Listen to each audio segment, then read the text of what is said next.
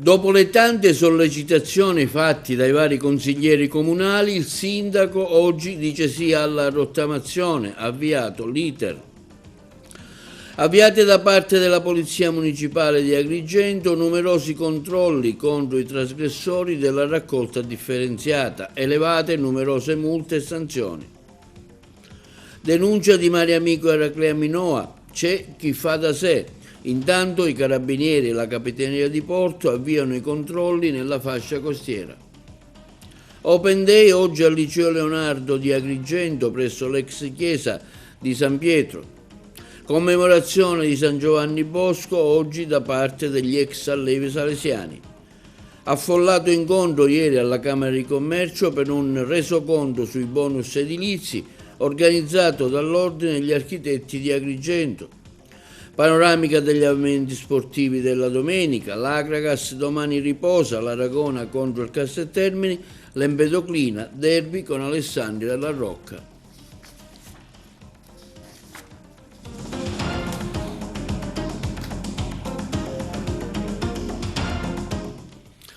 Buongiorno, benvenuti col nuovo appuntamento di TV Notizie di oggi 31 gennaio sabato. Dopo le tante sollecitazioni fatte dai consiglieri comunali, il sindaco dice sì alla rottamazione, incerta la sua prossima ricandidatura a sindaco della città. Ve lo proponiamo in questa intervista esclusiva fatte poche ore fa. Sindaco, i consiglieri comunali Zicari e Gramaglia ieri hanno fatto un comunicato stampa sollecitando il Presidente Civiltà affinché il Comune di Agrigento aderisca alla rottamazione. Ecco, approfittiamo della sua presenza qui per chiedere perché il Comune non aderisce, se c'è l'intenzione di aderire alla rottamazione Meloni. No, il Comune aderisce. Io anche ieri ho fatto un atto di indirizzo agli uffici affinché si attivassero con il Consiglio Comunale per approvare questa rottamazione e anche ieri ho fatto un comunicato stampa, quindi per tranquillizzare l'intera cittadinanza. Noi dell'amministrazione comunale, quindi io e i miei assessori, siamo a fianco ai cittadini, ovviamente i cittadini onesti che purtroppo a volte anche per problemi economici non riescono a pagare le tasse in tempo dovuto. Siamo vicini quindi alla cittadinanza, ci impegneremo per la rottamazione, ho grandissima fiducia per le capacità del Presidente del Consiglio Giovanni Civiltà, che porterà in Consiglio sicuramente al più presto questo mio desiderio penso anche di voi tutti, sia dei consiglieri che della Giunta, affinché proprio si possano esaudire le richieste dei nostri concittadini. Quindi possiamo stare tranquilli e dare sicurezza alla città che l'iter da parte della Giunta e suo è stato avviato. Certo, il volere c'è, quindi l'iter è avviato, il Presidente Civiltà è molto attivo, quindi penso che a breve riusciremo nell'intento. Sindaco, la domanda che ci facciamo tutti, tutta la città, se lei riproporrà la sua candidatura alla volontà cittadina popolare. Ma guardate, ancora io purtroppo non ho deciso, quindi poi a giorni poi si vedrà. Di solito il sindaco uscente si ricandida, solitamente. Lei ancora non ho deciso. Che cosa la trattiene, sindaco? Perché è indeciso? Forse no, dopo Capitale della Cultura... No, non è questo, assolutamente, come ho tantissime cose da fare, devo dire la verità, voglio lasciare qualcosa, almeno per la mia sindacatura, qualcosa di importante alla città, sono tanto impegnato che, devo dire la verità, ancora non ho pensato a un'eventuale campagna elettorale. Sindaco, ma lei è soddisfatto di Agrigento Capitale della Cultura, di quello che si è fatto, del risultato che la città ha avuto? Ma parlano i numeri, 1110 eventi in un anno, penso che non c'era nessuna capitale della cultura passata, 66 mostre, più di 50 libri presentati, un laboratorio di cultura e le associazioni locali culturali che ringrazio negli ultimi 3 mesi hanno dato il massimo di sé, Agrigento è stato al centro dell'attenzione, io sono soddisfatto. E durante il mese di gennaio la Polizia Municipale di Agrigento ha individuato e sanzionato una trentina di trasgressioni delle regole della raccolta differenziata che, non avendo conferito i rifiuti in modo idoneo e corretto, hanno violato il regolamento comunale. Il servizio. Ad Agrigento si mantiene costante ed efficace l'attenzione contro i trasgressori della raccolta differenziata. Durante il mese di gennaio la polizia locale ha individuato e sanzionato una trentina di trasgressori delle regole della raccolta differenziata che, non avendo conferito rifiuti in modo idoneo e corretto, hanno violato il regolamento comunale in materia di gestione dei rifiuti e di igiene urbana. Il non corretto conferimento dei rifiuti e la violazione del regolamento comunale comportano sanzioni da 300 a 900 euro a carico di attività commerciali e utenze domestiche. La polizia locale di Agrigento ha intensificato i controlli anche attraverso l'efficace sistema delle fototrappole presenti in modo capillare in città. Sempre nel mese di gennaio sono oltre 20 le informative trasmesse alla Procura della Repubblica di Agrigento per casi di abbandono indiscriminato dei rifiuti sul territorio comunale. In tale ambito e grazie alla nuova normativa la pena è stata inasprita con ammende da 4.000 a 10.000 euro in alcuni casi, è anche previsto il sequestro del veicolo. All'ufficio ecologia sono state inviate circa 20 segnalazioni per interventi di bonifica effettuati a carico dei responsabili che avevano creato delle discariche abusive. Il sindaco di Agrigento Miccichè plaude pertanto all'operato della polizia locale nell'attività di contrasto verso coloro che deturpano l'ambiente, non rispettando le regole della raccolta differenziata, e aggiunge: il comune di Agrigento è e sarà sempre più determinato nel prevenire e reprimere le irregolarità relative al conferimento dei rifiuti a tutela del decoro cittadino, della salute pubblica e anche come forma di rispetto verso la maggioranza della città che rispetta le regole e paga la tassa sui rifiuti. Eraclea Minoa, nel corso dell'ultima mareggiata, un privato ha pensato di difendere un ristorante in riva al mare costruendo senza alcuna autorizzazione. Lo comunica il responsabile di Mare Amico Agrigento Claudio Robardo, senza alcuna autorizzazione, una barriera di massi, e ha cercato pure di nasconderla ricoprendola di sabbia. Stiamo vedendo appunto il video di Mare Amico. Immediata la Capitaneria di Porto e i Carabinieri hanno effettuato un sopralluogo. A quel punto il titolare ha provveduto a comunicare al demanio che stava effettuando questi lavori in spiaggia ad Agrigento. Conclude Mare Amico: ognuno fa ciò che vuole. E intanto i carabinieri del comando provinciale di Agrigento e la capitaneria di Porto Empedocle hanno avviato i controlli congiunti lungo la fascia costiera colpita dal maltempo causato dal ciclone Harry. Le verifiche riguardano sia il rispetto delle norme sul demanio marittimo per contrastare eventuali abusi, sia la tutela dell'ambiente con l'obiettivo di prevenire fenomeni di erosione e salvaguardare il litorale. In particolare ha anche eseguito segnalazioni pervenute da associazioni ambientaliste come quella di Mare Amico. I controlli sono stati effettuati lungo la costa di Eraclea Minoa. L'attività svolta rappresenta uno strumento essenziale per la tutela del territorio, soprattutto in aree particolarmente esposte e di pregio naturalistico. Monitorare il rispetto delle regole e lo stato dell'ambiente consente di prevenire abusi, limitare i danni causati dagli eventi atmosferici e proteggere il litorale, garantendo sicurezza e sostenibilità per il futuro. Open Day oggi del Liceo Scientifico Leonardo di Agrigento presso il Polo Culturale, l'ex chiesa di San Pietro. Le interviste. Oggi Open Day presso la chiesa di San Pietro, qui con tutti gli alunni che fanno da Cicerone, con i vari corner che spiegano i vari indirizzi dell'Istituto Leonardo, che sono tanti. Presidente. Sì, oggi di fatto celebriamo la nostra seconda festa dell'orientamento. L'abbiamo chiamata volutamente così per rimarcare il fatto che per noi questo percorso di orientamento in entrata è un percorso che ha una duplice funzione, sicuramente quella di comunicare al territorio, ed ecco perché siamo qui al centro del nostro territorio, la nostra offerta formativa che appunto è molto variegata, ma soprattutto per dare ai nostri studenti l'opportunità di implementare ancora una volta e ancor più le loro soft skills. Si tratta di un'attività che ormai vanta una lunga esperienza all'interno dell'istituto e che di fatto vuole raccontare una scuola in cui il futuro non accade, ma si crea assieme ai ragazzi, perché il Liceo Leonardo è un punto di riferimento per le nuove generazioni. Una scuola in cui la tecnologia non è mai il mezzo, ma ha il pensiero critico come fine. Di fatto cerchiamo di dare ai nostri ragazzi tutte le opportunità per poter crescere, ma soprattutto per affrontare le sfide del futuro.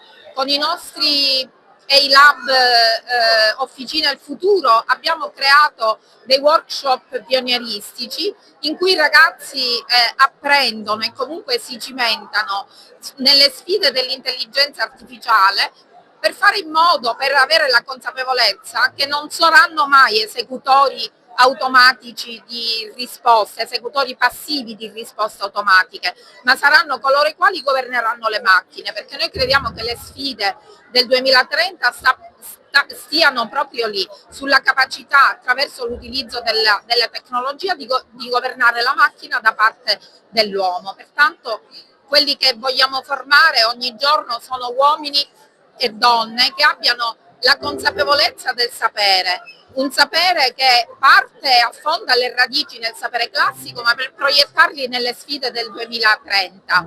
Sono ragazzi che attraverso il debate acquisiscono anche importanti capacità di argomentazione logica, la capacità del rispetto dell'opinione altrui, la capacità di ascolto, e anche questa è un'avanguardia educativa che alla quale noi teniamo moltissimo. Devo dire, non ultimo, il processo di inclusione che si consuma all'interno della nostra scuola. L'inclusione, così come il debate è una palestra di democrazia, l'inclusione per noi è un misuratore di civiltà, è un modo per dare spazio, tempo e modo ai nostri alunni speciali di apprendere all'interno di un contesto protetto. Al Liceo Leonardo abbiamo abbattuto le barriere architettoniche, ma anche quelle relazionali e comunicative. Quindi una scuola che vuole proiettarsi al futuro, chiaramente una scuola che non vuole e non può lasciare indietro nessuno. Questo è Leonardo di oggi. Stiamo vedendo anche l'entusiasmo dei ragazzi nell'organizzare l'evento, nell'accompagnare le persone che vengono, i genitori. Ecco, questo è anche bello, questo spirito organizzativo che sta venendo fuori.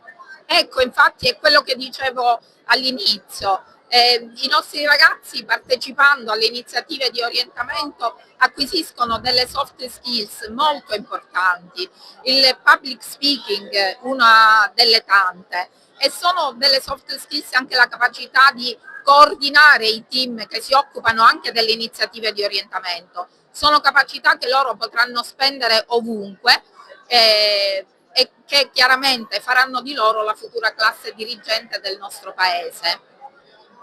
Un motivo in più per iscriversi a Leonardo? Secondo noi Leonardo è la scuola perfetta perché ti apre le porte a tutte le università dove vuoi andare.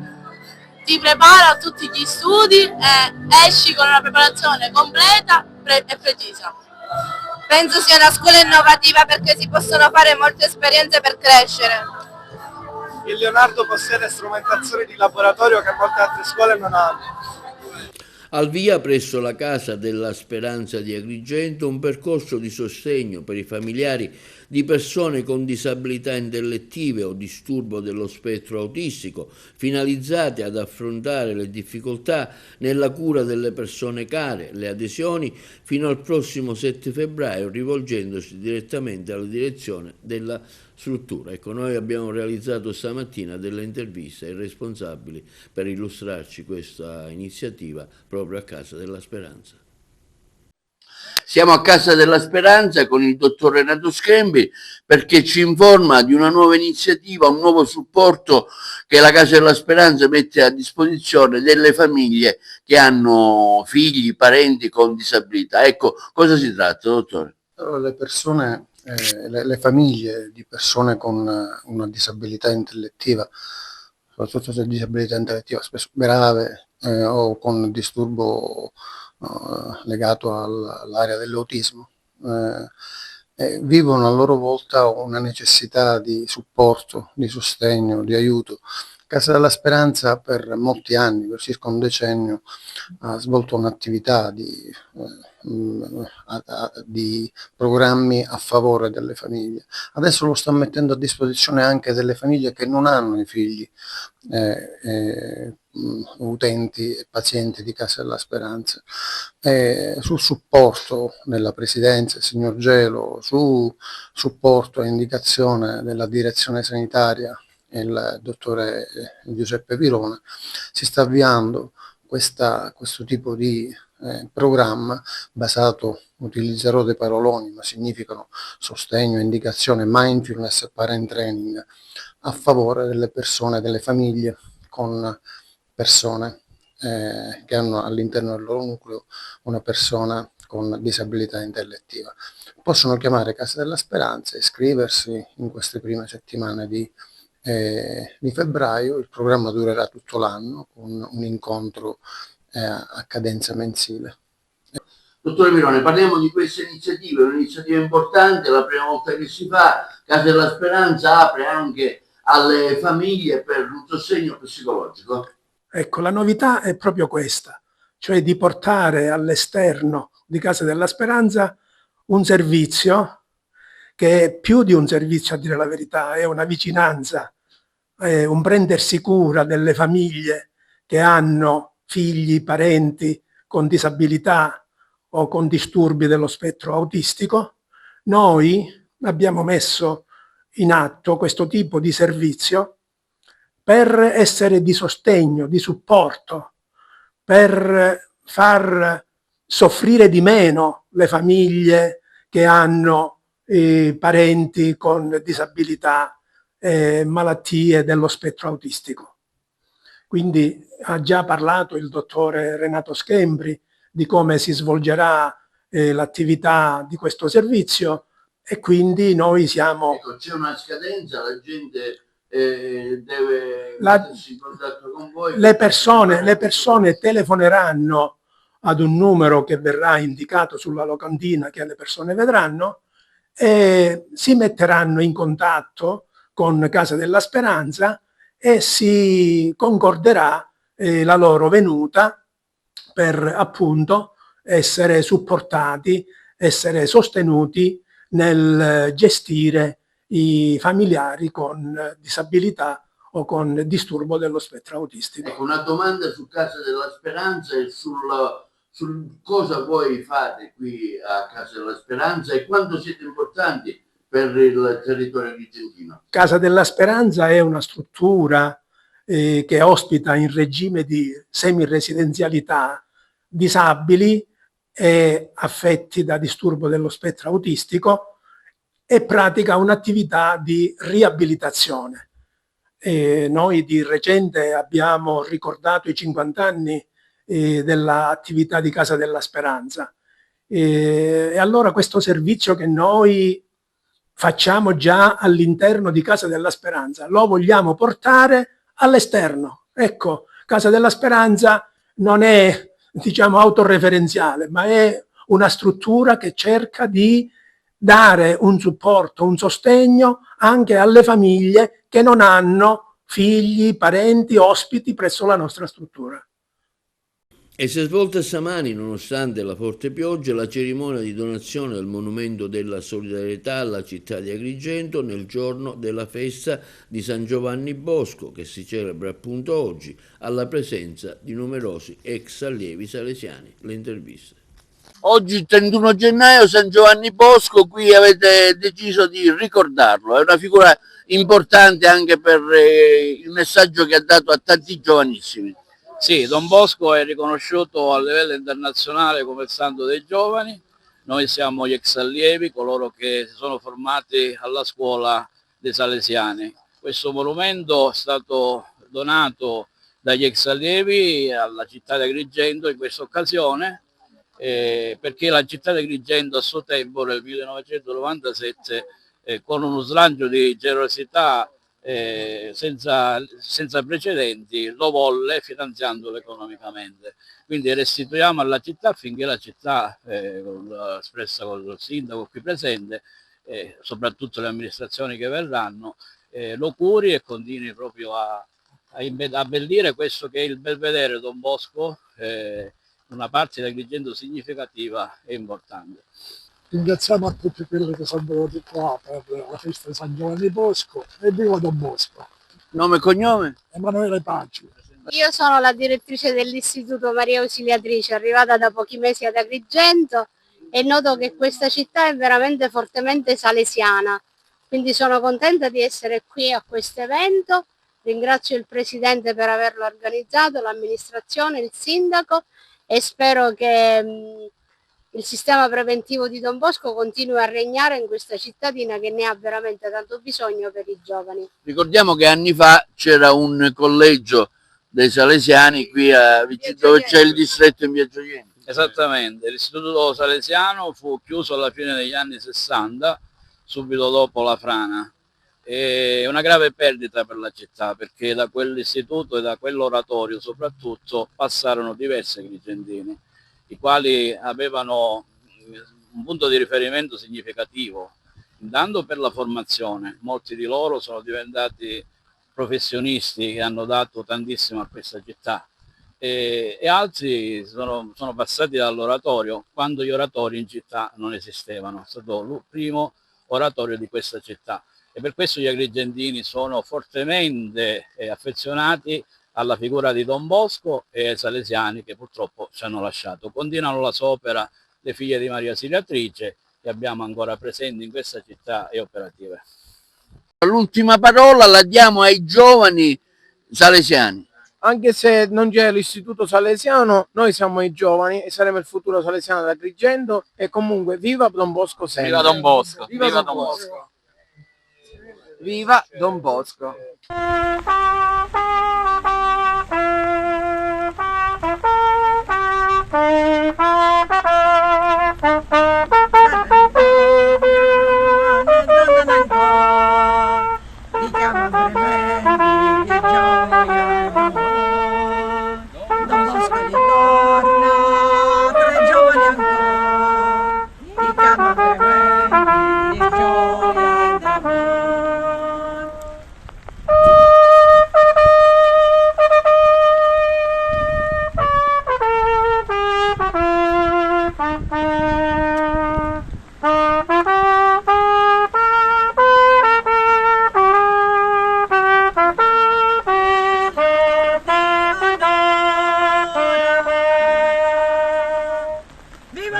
Un incontro si è svolto ieri presso la Camera di Commercio di Agrigento, indetto dall'Ordine degli Architetti. Si è parlato di bonus edilizi con esperti del settore, sia sotto il profilo edile che fiscale. Le interviste.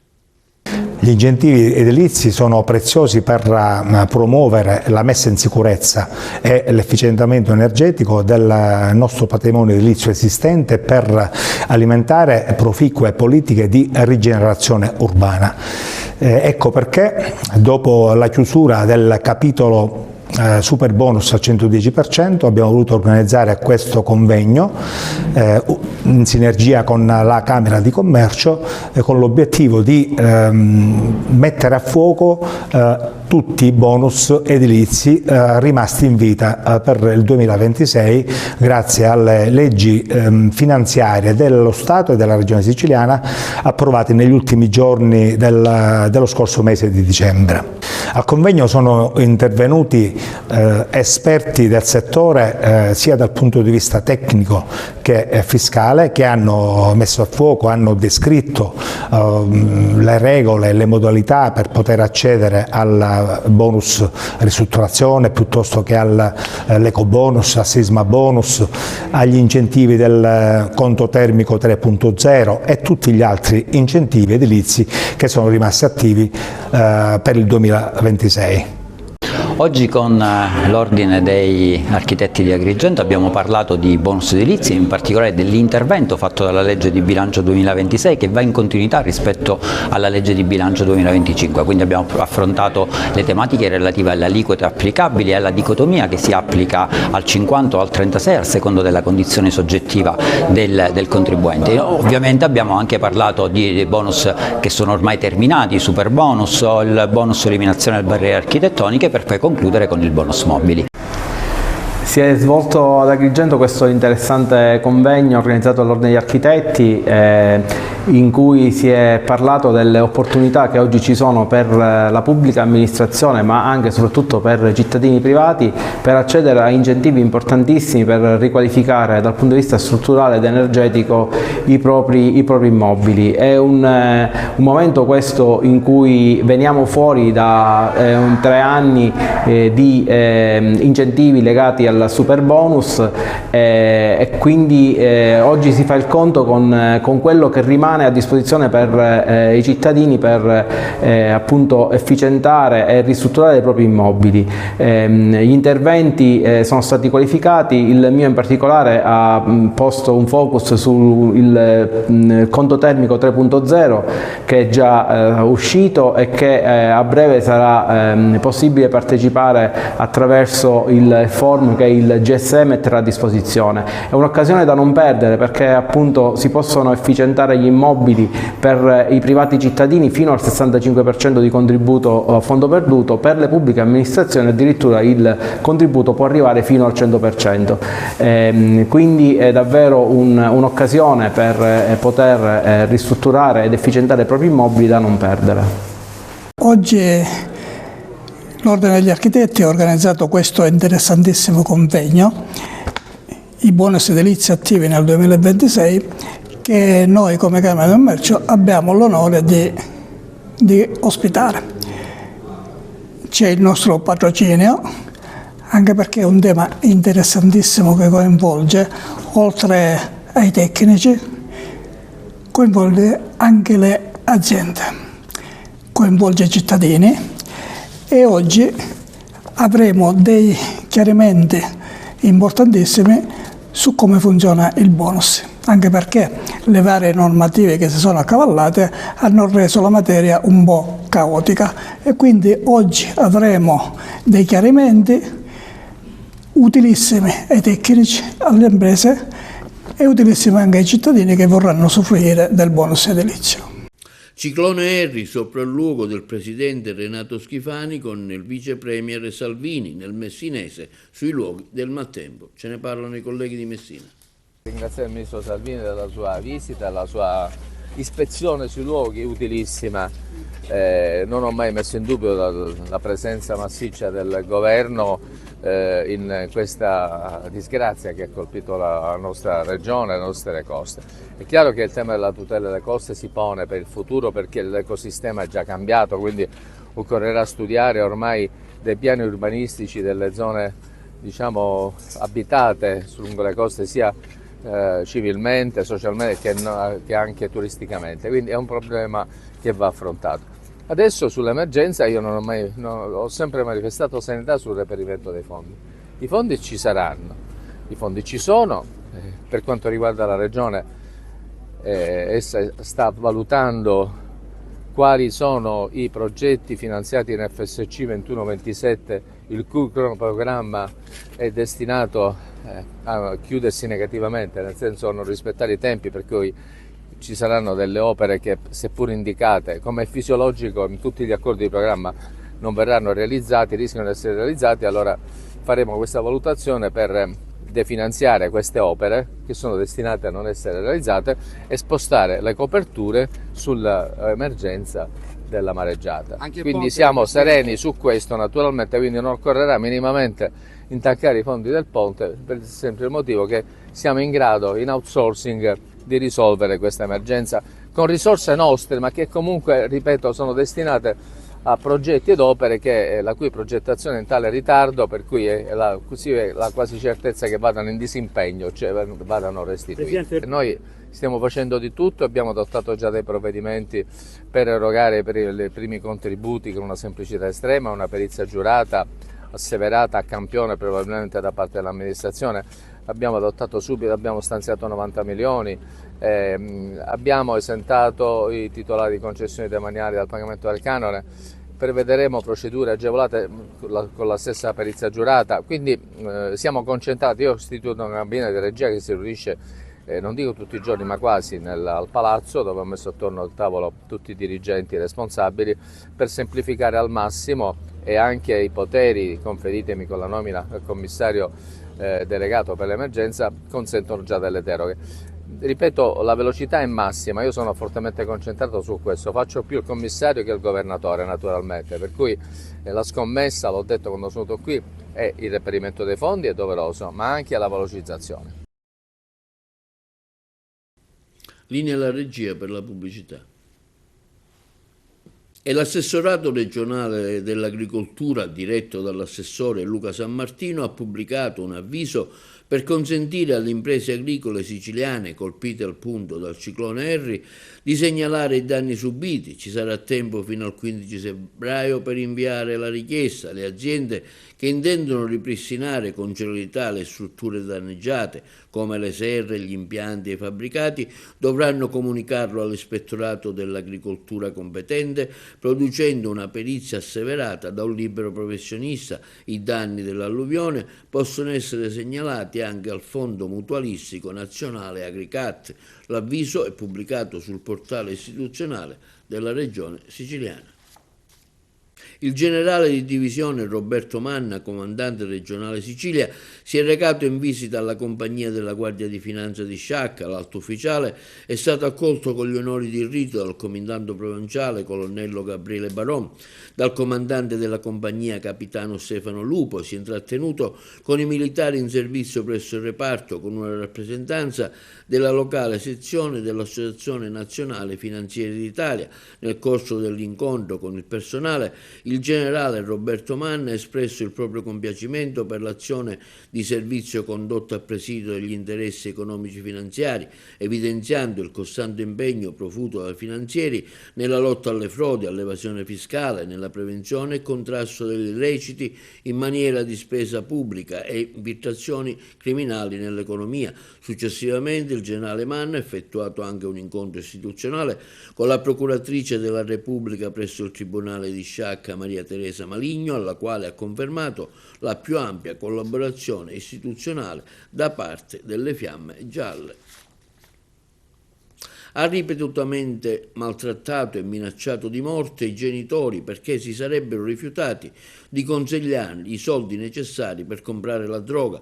L'ultimo episodio in ordine di tempo, con tanto di intervento dei carabinieri ad evitare il peggio. I militari dell'Arma della stazione del villaggio Mosè di Agrigento e i loro colleghi del nucleo operativo della compagnia cittadina hanno arrestato un quarantenne di Agrigento disoccupato. Data esecuzione all'ordinanza di custodia cautelare in carcere emessa dal GIP del Tribunale della Città dei Templi, l'indagato, dopo le formalità di rito, è stato accompagnato presso la casa circondariale di Lorenzo. Dovrà rispondere di maltrattamenti contro i familiari e minacce. Il quarantenne pretendeva il denaro da mamma e papà per comprarsi la droga. A nulla sono serviti gli inviti e gli avvisi a cambiare condotta. L'ultima discussione alcuni giorni fa, quando i due coniugi sono stati minacciati pesantemente, e quindi è scaturita la decisione di chiedere l'aiuto ai carabinieri. Roberta Zicari, consigliere comunale di Agrigento, interviene sulla società SRR affermando la verità che nessuno vuole dire è che le SRR sono dei carrozzoni che andrebbero liquidati e il personale assegnato ai comuni, non licenziato, precisa la Zicari, e il servizio tornare a essere gestito dal libero consorzio o direttamente dai comuni. Ma quando il presidente Musumeci, continua la Zicari, provò a fare una riforma in questo senso, la norma venne trasversalmente bocciata. Torno a chiedere pertanto al sindaco e al Presidente del Consiglio di tenere un Consiglio comunale aperto per parlare dei rifiuti, di piano regolatore, di tassa di soggiorno e di rottamazione delle cartelle. Non è possibile che Agrigento continui a essere una terra grigia, piena di paradossi, dove tutto è sempre borderline. Agrigento, conclude la Zicari, ha bisogno di regole chiare, trasparenze, procedure condivise e partecipazione. E torna domani, 1 febbraio, il tradizionale appuntamento con le domeniche al museo che consentiranno l'accesso ai luoghi della cultura gestiti proprio dalla Regione Siciliana. Ecco i siti visitabili, quello della Valle dei Templi, Museo Archeologico Regionale Pietro Griffo, Casa Museo Luigi Pirandello, Fabbriche Chiaramontane con la mostra Insule Acqua, Area Archeologica di Reclaminoa, Area Archeologica Villa Romana di Realmonte, il Museo Regionale dell'Abbadia di Licata, il Castello Sant'Angelo di Licata, il Palazzo Pannitteri e Monte Adranone di Sambuca di Sicilia. È venuto a mancare il dottor Salvatore Burgio, fondatore del Comitato per l'Aeroporto di Agrigento. Lo ricorda in una sua nota il presidente del Comitato Principato, che afferma: per il Comitato, ma anche per la città di Agrigento e la società civile, una triste e dolorosa notizia, la salita al cielo di Salvatore Burgio, figura di spicco nel panorama cittadino. Totò, come da tutti amabilmente era chiamato, è stato un faro ineguagliabile nell'impegno diuturno, nella cura, attenzione e dedizione al territorio agrigentino, verso il quale ha dimostrato sempre amore e ammirazione. Ha amato tanto questa sua città natale, dedicando interesse e mostrando passione nel progettare, studiare e proporre idee e suggerimenti, unitamente a sollecitazioni e monitoraggi, nel chiedere la realizzazione di strutture e infrastrutture che migliorassero la vivibilità di questa terra, valorizzando le potenzialità delle bellezze paesaggistiche e del patrimonio storico, architettonico ed archeologico da lui sempre guardate con l'orgoglio di figlio di questa terra. E anche noi ci uniamo alle condoglianze verso la famiglia per la scomparsa dell'amico Totò Burgio. Lavori fermi e 50 operai senza stipendio nel cantiere del collettore fognario sud-orientale di Palermo. La CMC, subentrata all'azienda Manelli, non avrebbe ancora completato le pratiche per la voltura dell'appalto. Intanto maestranze e sindacati ieri mattina in protesta lanciano l'allarme: mezzi senza assicurazione né carburante. Il dettaglio nel servizio dei colleghi di Palermo.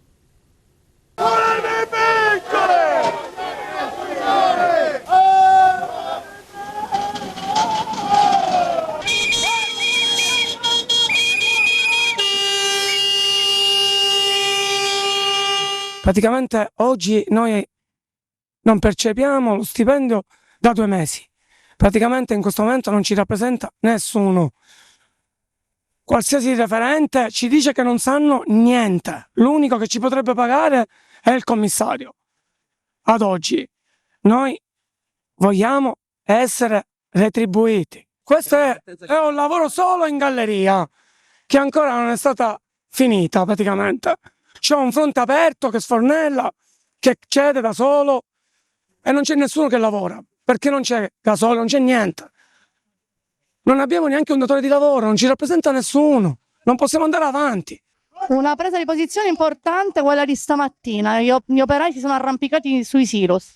Purtroppo ci troviamo per l'ennesima volta qui sul collettore fognario, ancora una volta i lavoratori non hanno preso le mensilità, sono in ritardo con la mensilità di dicembre, considerato che già dal 1° dicembre la CMC, il gruppo CMC SPA ha preso in affitto tutte le commesse della Manelli SPA, mentre se per i cantieri quelli che sono gestiti direttamente da ex Manelli e quindi CMC sono stati retribuiti, e per i consorzi stanno continuando a prendere tempo.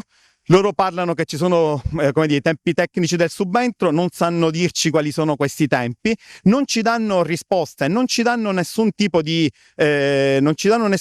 speranza. I lavoratori sono arrivati allo stremo e ad oggi aspettano delle risposte vere e concrete, non solo dalla CMC, che in realtà in questo momento sembrano non esserci nemmeno la speranza che arrivino, ma aspettano anche delle risposte da parte dello Stato e quindi dal subcommissario che già si era preso l'impegno di sostituirsi nei pagamenti. Quindi chiediamo che questo venga fatto, ma venga fatto in tempi brevissimi, perché i lavoratori non possono continuare ad aspettare senza stipendio, e considerate che questa è una vertenza che dura da giugno. I lavoratori sono stremati. Quanti lavoratori parliamo? Parliamo di circa 50 lavoratori.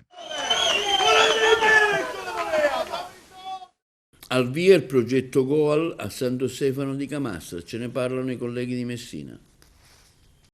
È stato prorogato fino a tutto il mese di agosto del 2026 il programma GOL, garanzia di occupabilità dei lavoratori. Si tratta di una misura nazionale finanziata tramite il Piano Nazionale di Ripresa e Resilienza, con l'obiettivo di facilitare l'accesso al lavoro, offrire percorsi di formazione gratuiti, accompagnare nella riqualificazione professionale e ridurre i tempi di ricerca di una nuova occupazione. Sull'argomento ne abbiamo discusso con il funzionario direttivo Massimo Floridia. Il centro per l'impiego di Santo Stefano di Camastra, col bacino di utenza che c'è stato, abbiamo anche con la collaborazione delle agenzie per il lavoro erogato i servizi all'utenza.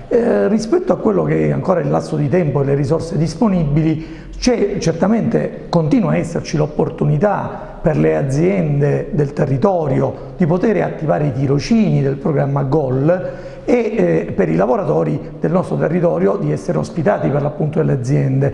Uno strumento che è finanziato appunto dal programma GOL del PNRR che consente di sperimentare dal vivo per aziende e lavoratori la possibilità di conoscersi, di acquisire competenze, di accrescerle e poi la misura è volta a far sì che l'azienda possa anche testare lo sviluppo di queste competenze. Si tratta di una corsa contro il tempo per quelle imprese del territorio che vogliono creare competenze reali e spendibili nel mercato del lavoro. Se sei in cerca di occupazione, questa proroga permette più offerte formative e più tempo per cogliere un'opportunità concreta per chi è alla ricerca di occupazione. Il tirocinio nella fattispecie del programma GOL ha una durata di 4 mesi, ciascuno dei quali viene indennizzato dal programma, quindi in favore del tirocinante, con un indennizzo di 500 euro al mese, e si deve concludere, è una data invalicabile, entro il 30 giugno del 2026. Passiamo allo sport, proponendovi un servizio curato dal collega Carmelo Lentini dalla Serie D alla prima categoria. L'Empedoclina incontra l'Alessandria La Rocca nel derby allo Stadio Collura, riposa invece l'Agragas. Ancora un impegno casalingo per il Castrum Favara in Serie D Girone I, che al Giovanni Brucoleri è obbligato a vincere per risalire la china. Si la vedrà con la vibonese dell'ex tecnico Antonello Capodicasa, che naviga in una posizione tranquilla in classifica generale. L'attenzione della giornata comunque è rivolta ad alcuni scontri che riguardano l'alta classifica, come per esempio Regina Savoia, la stessa Enna 9Ga Virtus, mentre sarà tutto da seguire il match Città di Gela San Cataltese. Ricordiamo che la gara tra Castrum Favara e Vibonese verrà arbitrata dal signor Riccardo Teodoli di Aprilia, mentre gli assistenti saranno Giacomo Ginanneschi di Grosseto e Emanuele Materozzi di Arezzo. In eccellenza, gara d'alta di intensità al Dino Liotto, dove il capolista Licata dovrà vedersela con un tonico ed imprevedibile Partinica Audace, che ricordiamo si trova in piena zona playoff. I ragazzi di Lido Bonfatto si ritroveranno a lottare contro un osso davvero duro, che si ritrova ad un solo punto dal secondo posto. Altrettanto impegnativo lo scontro che opporrà il Camarat in casa del Montelepre, mentre l'Unitas si sciacca, dopo la cocente sconfitta interna di 8 giorni prima, sarà ospite del Città di San Vito Lo Capo. Scendiamo ancora di categoria in promozione A, sarà una domenica all'insegna del derby agrigentino Aragona-Castel Termini, e tra due squadre che hanno e lottano per obiettivi decisamente opposti.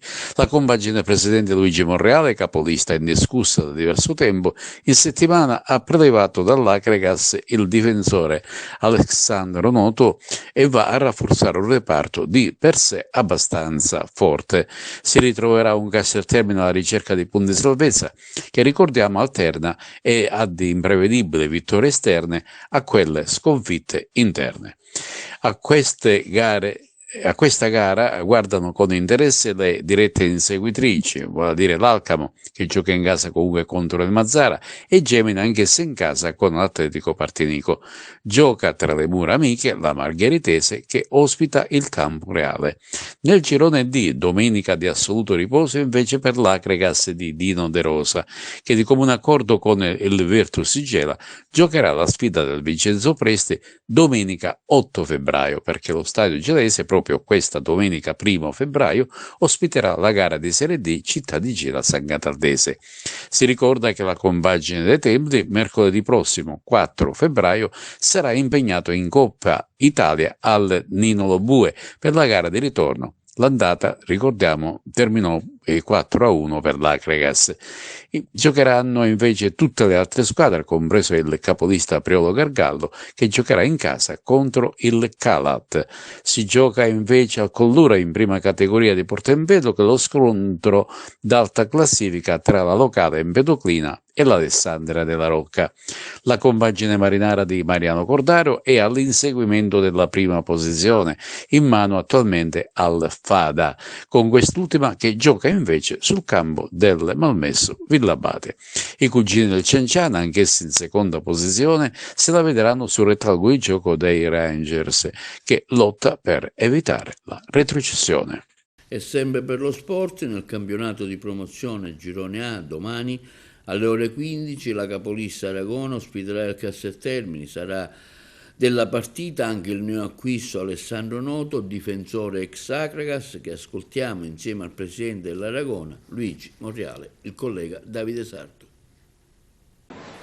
Presidente, settimana importante in casa Aragona, domenica arriva il Casteltermini, derby importante, derby da vincere per rimanere in vetta al campionato, ed è arrivato anche un difensore esperto, forte come Alessandro Noto. Sì, l'Aragona Calcio ha il piacere di comunicare, di annunciare di aver acquisito le prestazioni sportive di Alessandro Noto, per il quale dico è inutile che spendo delle parole, perché dico, gli addetti ai lavori lo conoscono tutti per il suo passato, diciamo, importante a livello calcistico. Arriva dall'Acregas, ha rescisso con l'Acregas qualche giorno fa ed evidentemente non ci siamo lasciati sfuggire l'occasione di portare in squadra un ragazzo intanto dal punto di vista umano eccezionale, e poi comunque è un ragazzo che dal punto di vista tecnico ci può dare quel quid in più che serve per cercare di traguardare l'ambizioso obiettivo che ci siamo dati. Alessandro Noto, arrivi all'Aragona con quali obiettivi e quali ambizioni? L'obiettivo è sempre quello di fare il massimo ogni domenica. Noi dobbiamo pensare solo alla prossima partita. La somma di tante partite singole poi alla fine ci porta al risultato finale, che noi vogliamo raggiungere, perché ormai ci siamo con i miei compagni e quindi non ce lo possiamo fare scappare così facilmente. Devono lottare molto più duramente di noi per raggiungerlo gli altri. Come stai fisicamente? Sei pronto per domenica? Sì, sono allenato, solo una settimana di sosta. Tu conosci il cambio di promozione, l'hai pure vinto col Camarat, cosa hai detto ai compagni di squadra? Come si vince questo campionato? Ma le formule magiche non esistono, c'è il lavoro quotidiano, la mentalità di allenamento dopo allenamento, di lavorare sia dentro che fuori dal campo, e poi la domenica non lasciare niente al caso, quindi stare sul pezzo continuamente e dare tutto. Questa è la ricetta. Presidente, l'arrivo di Noto rafforza la vostra volontà, voglia di vincere questo campionato? Ma certo, ma arrivato a questo punto della stagione, voglio dire, sarebbe un'idiozia di non provarci. Ormai siamo primi da diverse domeniche, mancano 11 partite, sono 11 finali, adesso andremo incontro anche a gare anche di una certa difficoltà, pertanto dico, l'arrivo di Alessandro sicuramente ci darà quel tocco di esperienza in più che serve nella gestione di alcuni tipi di partite. Parliamo della gara di domenica, arriva il Casteltermini che sta attraversando non un bel momento in campionato, sarà giornata bianca-azzurra. Sì, non sta attraversando un bel momento, ma attenzione, non è da sottovalutare, perché io credimi, temo di più questo tipo di partite piuttosto che altre, perché magari altre partite si preparano da sole, queste sono gare che magari pensi di giocare facile, ma non è così, quindi bisognerà dare tutto per portare a casa i 3 punti. Domenica sarà giornata biancazzurra, per cui io invito tutti gli sportivi tifosi ad assiepare le tribune del Totorusso, perché abbiamo bisogno del contributo di tutti. Bene, questo era tutto per l'edizione odierna di oggi sabato di TVA Notizie. Vi ricordiamo che i nostri programmi si possono vedere in tutta Italia sul canale 268, il digitale terrestre, in streaming sul sito www.televideagrigento.tv, il telegiornale sul canale 93 di Video Sicilia alle 15 alle 20 e replica la mattina alle 9. Inoltre i nostri servizi si possono visionare sul canale YouTube di TVA Televideo Agrigento. E questo è tutto e vi auguriamo un buon fine settimana.